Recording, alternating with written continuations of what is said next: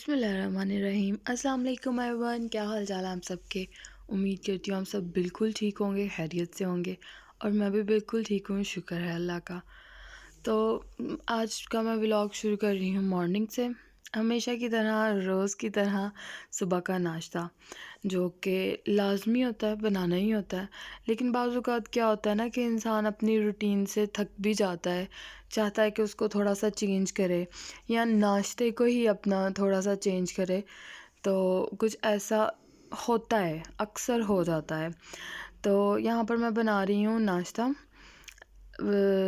Simple रोटी। काफ़ी अरसा हो गया मुझे पराठा बनाए हुए और पराठा खाए हुए। मैं ना तो पराठा बनाती हूँ और ना ही खाती हूँ, ना हमारे घर में कोई खाता है, बिल्कुल नहीं खाता कोई। हाँ, मेरी कोई नंद आए तो वो ज़रूर डिमांड करती हैं पराठे का, क्योंकि वो शौक़ से खा लेती हैं। तो वैसे मैं नहीं बनाती हूँ। तो यहाँ पर बनाया, मैंने सिंपल सी रोटी बनाई है। और अंदर मैंने किचन हम लोगों का क्या होता है ना कि हम लोग नाश्ता सब इकट्ठे करके इकट्ठा बनाकर खाते हैं। यानी कि टेबल लगाकर एक मैनर्स के साथ सब इकट्ठे बैठकर, तो नाश्ता भी और लंच भी और डिनर भी सब हम लोग एक साथ ही करते हैं। ये मेरे जो ससुर अब्बू हैं, यानी कि मेरे जो ससुर जी हैं, ये उनकी हमें तकीद है कि आपने ना जब भी खाना खाना है, आपने एक साथ इकट्ठे बैठकर खाना है। कि ऐसे नहीं करना कि एक उधर बैठ के खा रहा है या एक उधर बैठ के खा रहा है। जब भी खाना खाओ, इकट्ठे खाओ। इससे क्या होता है कि घर में बरकत रहती है, खाने में बरकत रहती है, और आपस में घर में रहने वाले लोगों में सुलह सलूक और हमदर्दी और प्यार मोहब्बत रहता है। तो हम लोग हमेशा ना एक साथ इकट्ठे बैठकर नाश्ता करते हैं। तो यहाँ पर नाश्ता बन चुका है। तो ये वही सालन है जो मैंने कल बनाया था, और हम लोग नाश्ते में भी वही खाते हैं जो हम लोग बनाते हैं। मैं दोपहर में बनाती हूँ, और होता अक्सर ऐसा है कि हम लोग रात में या तो कुछ बाहर से मंगवा लेते हैं, या थोड़े से लोग हैं हम लोग घर में, तो हम लोगों का वही चल जाता है, हम वही खा लेते हैं। तो अगर चावल बनाए तो फिर मुझे सुबह नाश्ते में सालन बनाना पड़ता है अलग से। या तो अंडा बना लेती हूँ या आलू का सालन, या तो फिर बाज़ार से कुछ मंगवा लेते हैं, चने वगैरह। वो अपनी सबकी विश होती है, सबसे मिलके सबकी राय लेके। तो यहाँ पर आमना उठी थी, मैंने साथ उसको भी नाश्ता करवा दिया। अब मैं अपने हस्बैंड के लिए बनाने लगी हूँ नाश्ता, क्योंकि उनका ज़रा लेट बनना होता है, क्योंकि उनका जॉब का टाइम 11 बजे का है। तो वो थोड़ा लेट उठते हैं, और आयशा को स्कूल छोड़ के आने के बाद सो जाते हैं और थोड़ा लेट उठते हैं। तो इस वजह से हम लोग नाश्ता करके फ़ारिग हो जाते हैं, और फिर वो उठते हैं और मैं फिर दोबारा उनके लिए नाश्ता बनाती हूँ। तो यहाँ पर उनके लिए मैं बना रही हूँ अंडे फ्राई। और मुझे बहुत मुश्किल काम लगता है फ्राई अंडा बनाना। आप लोगों को अजीब लग रहा होगा सुनने में कि फ्राई अंडा बनाना कोई मुश्किल काम है, ये तो एक बच्चा भी बना लेता है। लेकिन मुझे वाक़ई ही बहुत मुश्किल लगता है ये काम, क्योंकि मुझसे कभी भी फ्राई अंडा बिल्कुल अच्छी तरह से कुक होता ही नहीं है, बिल्कुल भी नहीं कुक होता। और मेरे हस्बैंड जिस तरह का अंडा खाते हैं, वो फुल कुक्ड एग पसंद करते हैं। यानी कि जो फ्राई एग होता है, उसकी जर्दी जो हो वो फुल पक्की हो, तो उनको वो पसंद आती है, और वो मुझसे होती नहीं है। इस वजह से अक्सर वो मुझसे कहते हैं कि अंडा बना दो, और फिर कहते हैं कि तुम अंडा रहने ही दो, मत ही बनाओ। तो यहाँ पर मैं अपना किचन और सुबह का खाना वगैरह सब कुछ ख़त्म करके फ़ारिग, सफाइयाँ वगैरह करके फ़्री हुई हूँ, और अब आ गई है यहाँ पर आयशा। और आयशा को मैंने चेंज किया, जैसे कि मैंने आप लोगों को पहले भी बताया था कि मेरा यही इरादा होता है, यही मेरी कोशिश होती है कि जब आयशा आए तो मैं बिल्कुल सब काम छोड़कर तो उसकी तरफ थोड़ी सी अटेंशन दूँ उसको। तो मैं ऐसे ही करती हूँ। तो यहाँ पर आई, मैंने उसका चेंज किया और साथ उसको खाना खिलाया। सर्दी बहुत ज़्यादा लग रही थी आज, तो आज पता नहीं कुछ, कभी-कभी ऐसा होता है कि इंसान की तबीयत ऐसी हो जाती है कि वो चाहता है कि वो रेस्ट करे, लेट जाए, सुकून करे, आराम करे। तो आज मेरे साथ भी कुछ यूँ ही था मेरा मूड, बस मेरा दिल कर रहा था कि मैं थोड़ा-सा सुकून करूँ। तो मैं छत पर गई और खूब वहाँ पर जाकर मैंने ना सुकून किया, काफ़ी देर सुकून करती रही, काफ़ी देर लेटी रही। अब मैं आई हूँ नीचे, और यहाँ पर सना गई हुई थी बाज़ार, तो वो ज़हरा के लिए लेकर आई थी बैंगल्स। तो वो बहुत ही खुश हो रही थी वो बैंगल्स पहन के। तो अब आयशा आमना को भेज रही हूँ मैं ट्यूशन। ये मेरे लिए बहुत ना टाइम होता है, अजीब सा टाइम होता है, क्योंकि यही टाइम होता है खाना बनाने का और यही टाइम होता है इनको भेजने का। और मुझे क्या होता है कि मुझे इनको चेंज भी इसी टाइम करना होता है। बच्चे हैं तो खेल कूद में कपड़े गंदे कर देते हैं, लेकिन मैं कोशिश करती हूँ कि मैं जब इनको ट्यूशन भेजूँ तो ये बिल्कुल नीट क्लीन हों, तो मैं इनको ट्यूशन भेजूँ। तो यहाँ पर आयशा हमने ट्यूशन जा चुकी हैं। आज मैं बनाने लगी हूँ आलू की टिक्कियाँ और मटर वाले चावल।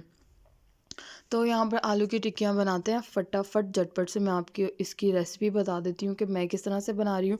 सिंपल है, कोई बीच में मैं ज़्यादा चीज़ें वगैरह शामिल नहीं करनी है, सिंपल तरीके से बनाना है। तो आपको बताती हूँ, उम्मीद करती हूँ आपको मेरा ये तरीका अच्छा लगेगा, और अगर अच्छा लगेगा तो ज़रूर ट्राई कीजिएगा और फिर मुझे कमेंट में ज़रूर बताइएगा कि आप इस तरीके से टिक्की बनाई है तो आपको कैसी लगी है। ठीक है, तो यहाँ पर मैंने आलूओं को कर लिया है बॉयल, अच्छी तरह से बॉयल कर लिया, और उसके अंदर मैंने बारीक बारीक प्याज को काटा है और वो शामिल किए हैं। और उसके अंदर मैंने डाला है सब्ज़ मिर्च, लाल मिर्च, ज़ीरा, सूखा धनिया और नमक और थोड़ा सा चाट मसाला, ये डाला है और इसको कर दिया अच्छे से मिक्स करने के बाद इसके अंदर मैंने डाली है थोड़ी सी कसूरी मेथी। कसूरी मेथी का बहुत मज़ेदार सा टेस्ट आता है, इसलिए मैं जब चिकन नहीं डालती हूँ आलू की टिक्की के अंदर तो मैं कसूरी मेथी लाजमी डालती हूँ। उससे बहुत ही ज़बरदस्त और बहुत मज़े का ना फ्लेवर आता है। तो उसके अंदर मैंने डाला धनिया। धनिया डालने के बाद मैंने थोड़ा सा चेक किया था तो इसमें था थोड़ा नमक कम, तो मैंने इसके अंदर थोड़ा मज़ीद नमक शामिल किया और उसके बाद मैंने इनको शेप दे दी, और शेप दे के इसको मैंने रख दिया। तो यहाँ पर ये हो चुकी हैं तैयार। तो अब इनको मैं रख दूँगी और ये सेट हो गई हैं। तो अब इनको मैं बाद में फ्राई करूँगी, लेकिन पहले मैं बना लेती हूँ चावल। तो यहाँ पर मटर के चावल बनाने लगी हूँ, तो उसकी भी मैं आपको झटपट सी ना रेसिपी दे देती हूँ कि मैं किस तरह से बनाती हूँ, क्योंकि हर किसी का डिफरेंट तरीका होता है बनाने का। कोई किस तरीके से बनाता है, कोई किस तरीके से बनाता है, हर किसी का अपना तरीका होता है। और अक्सर ऐसा होता है कि मुझे जो चीज़ बनानी आती होती है और मैं अक्सर सबसे पूछती हूँ कि आप वो चीज़ किस तरीके से बनाती हो, या आप ये किस तरीके से बनाती हो। मेरा लाजमी ये काम होता है कि मैं पूछूं, ताकि अगर मेरी खाने में किसी किस्म की कमी है तो मैं उससे वो चीज़ अडॉप्ट करूं और अपने उस खाने के अंदर लेकर आऊं, ताकि मेरे खाने का भी फ्लेवर ज़्यादा अच्छा हो सके। तो मैं यहाँ पर आपको बता दूं, पहले मैंने प्याज को किया है ब्राउन। उसके बाद ब्राउन करने के बाद उसके अंदर मैंने अदरक और लहसुन का डाला है पेस्ट, बिल्कुल 1 चम्मच, और उसको थोड़ा सारा भूनने के बाद मैंने टमाटर और मिर्चें डाली हैं, उसको थोड़ा सा मिक्स किया है। और यहाँ पर अब मैंने डाला है मसाला, जिसमें है नमक, सूखा धनिया और हल्दी, बस यही डाला है। तो उसके बाद मेरे पास है मटर फ्रोज़न, क्योंकि अब आपको पता है जैसे कि मटर का सीज़न जा रहा है, तो मेरी सास अम्मी क्या करती हैं कि वो हमें पहले से ही ला के दे देती हैं, ताकि हम उनको पील ऑफ करके तो फ्रीज़र में रखते हैं, उनको फ्रीज़ कर दें। ऐसे क्या होता है कि फिर आगे के मौसम में भी फ़ायदा रह जाता है इनका, इन्होंने ख़राब तो होना नहीं होता। तो ये ऐसे फ्रिज में पड़े रहते हैं, तो जब ज़रूरत पड़ती है हम तब निकालें और खा लें, बनाएं और खा लें। कच्चे भी वैसे खाते हैं, लेकिन फ्रोज़न तो कच्चे नहीं खाए जाते। तो यहाँ पर मैंने उनको डाला है। मटर को हमने ज़्यादा फ्राई नहीं करना, क्योंकि मटर को ऑयल में ज़्यादा फ्राई नहीं करते, सख्त हो जाते हैं। तो उसको मैंने उसके अंदर डाला, थोड़ा सा 2 से 3 मिनट के लिए इसको मैंने फ्राई किया और उसके अंदर पानी शामिल कर दिया। मैं नए चावल पका रही हूँ, बिल्कुल नए चावल। तो नए चावल का पकाने का जो तरीका होता है वो थोड़ा सा डिफरेंट होता है, और मुझसे नए चावल बहुत मुश्किल से पकते हैं। तो नए चावल बनाने का तरीका यही होता है कि जितने आपने चावल लिए हैं उतना ही आप पानी डालो, बल्कि आधा थोड़ा सा पानी उससे आप कम ही डालो। तो चावल उसके अंदर शामिल कर दिए और उसको मैंने रख दिया। यहाँ पे मैंने टिक्की कर रही हूँ, टिक्कियाँ को कर रही हूँ फ्राई। तो इनको फ्राई करने के लिए मैंने इसको कर रही हूँ चावल के आटे के साथ फ्राई। तो वो मैंने सना से थोड़ा मिक्सचर बनवाया था, तो वो उसने थोड़ा सारा पतला बना लिया, और जब मैंने टिक्की को फ्राई किया और वो टूट गई, वो सारी की सारी ऑयल में फैल गई। तो आज टिक्कियाँ बहुत अजीब बनी थी, क्योंकि उसके बाद हम लोगों ने एक और एक्सपेरिमेंट कर लिया। उस चावल के आटे के अंदर मैंने घर का आटा डाला, तो अजीब हो गया वो। उसे मज़े की तो ज़रा उसका ऊपर की जो लेयर थी वो क्रिस्पी तो बनी थी, लेकिन कुछ टूट रही थी। इस वजह से वो कुछ सही बन, जैसे कि आप देख रहे हैं, कुछ ठीक बनी थी, कुछ नहीं ठीक बनी थी। तो यहाँ पर चावल भी हमारे हो चुके हैं बहुत मज़ेदार तैयार, और टिक्कियाँ भी तैयार हो गई हैं। इन मटर के चावल और आलू की टिक्की का कॉम्बिनेशन ही बहुत मज़ेदार है। वैसे मुझे जो ज़्यादा पसंद है वो है चिकन का सालन और शोरबे वाला चिकन और मटर वाले चावल, मुझे बहुत पसंद है। तो यहाँ पर लंच हमारा हो गया ख़त्म। बर्तन वगैरह सब करके मैं कोशिश करती हूँ कि मैं साथ ही साफ़ कर लूँ। तो वो मैं साफ़ करके आ गई हूँ अब बाहर। उसके बाद फिर मैंने थोड़ी देर लेटी, आराम किया, और अब मैं आई हूँ बाहर।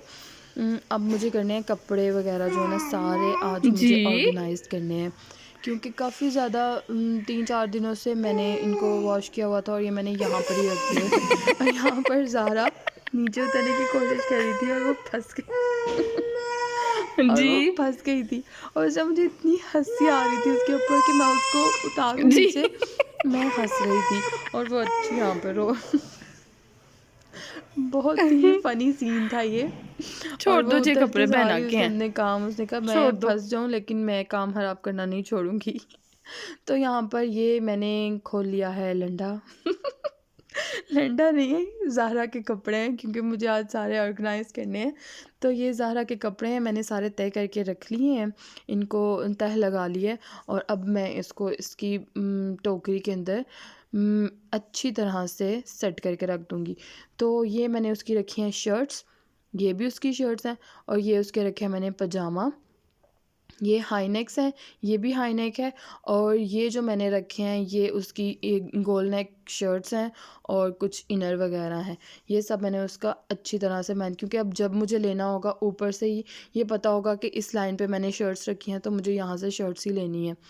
तो उसके बाद आ जाती है बारी आमना के कपड़ों की। आमना के कपड़ों को भी मैंने अच्छी तरह से कर लिया है, तय लगा लिए। ये मैंने उसकी रखी हैं शर्ट्स, वो उसकी टाइट्स, और साथ उसके पजामा, और ये रही उसकी पैंट्स। इनको भी मैंने कर लिया है तय। और ये रहा आमना के कपड़े रखने की जगह। तो जो उसके पहले से कपड़े थे वो काफ़ी ज़्यादा ख़राब हुए थे, उनको मैंने बाहर निकाला और उनको अच्छी तरह से मैंने ना ऑर्गेनाइज्ड करके रख दिया है। ये मैंने उसकी रखी हैं शर्ट्स, ये दोनों लाइन उसकी शर्ट्स की हैं, यानी कि तीनों लाइन उसकी शर्ट्स पड़ी हुई हैं। वो उसकी कॉर्नर में पैंट्स हैं, और यहाँ पे उसकी टाइट्स और पजामा वगैरह मैंने रखे हैं।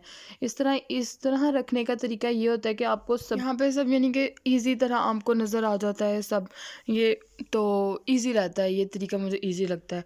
तो यहाँ पर ये अब मैं कह रही हूँ आयशा के कपड़े सेट। ये मैंने कॉर्नर पे उसकी वो शर्ट्स रखी हैं जो बहुत ज़्यादा मोटी हैं, जो कि बहुत ज़्यादा सर्दी में पहनने वाली हैं, तो वो मैंने कॉर्नर पे रख दी है, क्योंकि अब तो मौसम चेंज हो रहा है और सर्दी कम हो रही है और अब खुला मौसम आ रहा है, तो वो बच्चों को इतनी ज़्यादा ठंड नहीं लगती, क्योंकि बच्चे तो वैसे भी दौड़ते भागते रहते हैं, तो इसलिए उनको इतनी ठंड नहीं लगती है। इसलिए मैंने वो शर्ट्स कॉर्नर पे रख दी हैं, और जो नॉर्मल शर्ट्स हैं, ज़्यादा मोटी भी नहीं है और पतली भी नहीं है, वो मैंने सामने रख दी हैं ताकि मैं इजीली वहाँ से ले सकूँ।